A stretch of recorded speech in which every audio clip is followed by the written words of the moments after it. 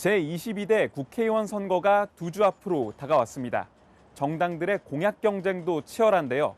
EBS 뉴스는 이번 총선 각 당의 정책을 살펴보기에 앞서 4년 전 내놨던 공약은 무엇이었는지, 얼마나 지켜졌는지 분석해봤습니다. 21대 국회에서 전체 300개 의석 가운데 180석을 확보한 더불어민주당. 교육 분야에선 대학생 학비 경감에 주목했습니다. 국립대 반값 등록금 공약과 함께 소득분위 7에서 8구간도 국가장학금 지원을 확대하겠다고 약속했습니다. 또 학자금 대출 대상자는 늘리고 금리는 줄이겠다고 했습니다. 국민의힘의 전신인 미래통합당은 자사고와 외국어고, 국제고 폐지를 막고 대입 정시 선발 비율을 50% 이상으로 늘리겠다고 약속했습니다. 다자녀 가구 대상 국가장학금 확대와 교육감, 시도지사 러닝메이트 제도 약속했습니다. 이 공약들 지난 4년 동안 얼마나 지켜졌을까요? 먼저 더불어민주당의 국립대 반값 등록금 공약은 결과적으로 지켜지지 못했습니다. 다만 연간 120만 원에서 68만 원 수준이었던 소득분위 7에서 8분위 구간 학생들의 국가장학금은 350만 원까지 그 혜택이 늘었습니다.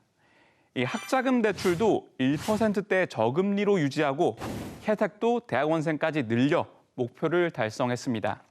국민의힘의 전신인 미래통합당이 약속했던 특목고 유지 공약은 윤석열 정부가 시행령을 고치면서 성사됐습니다.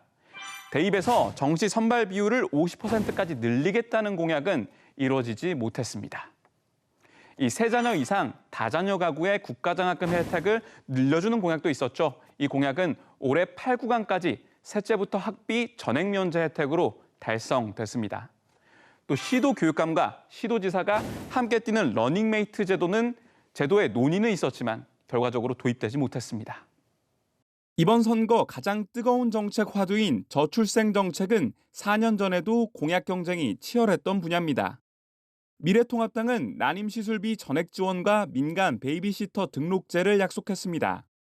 더불어민주당은 유보격차 해소, 학교와 마을의 온종일 돌봄체계 구축을 약속했습니다.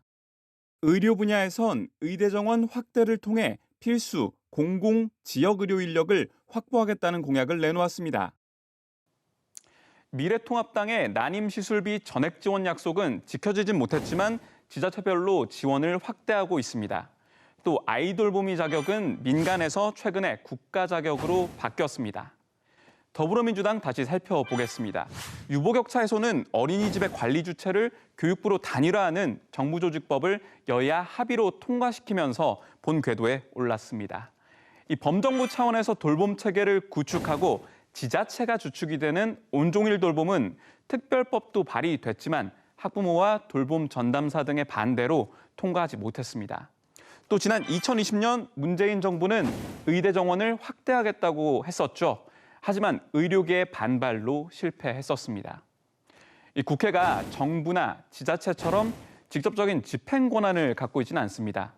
따라서 공약 달성 여부를 구체적으로 평가하는 데는 한계가 있을 수밖에 없습니다.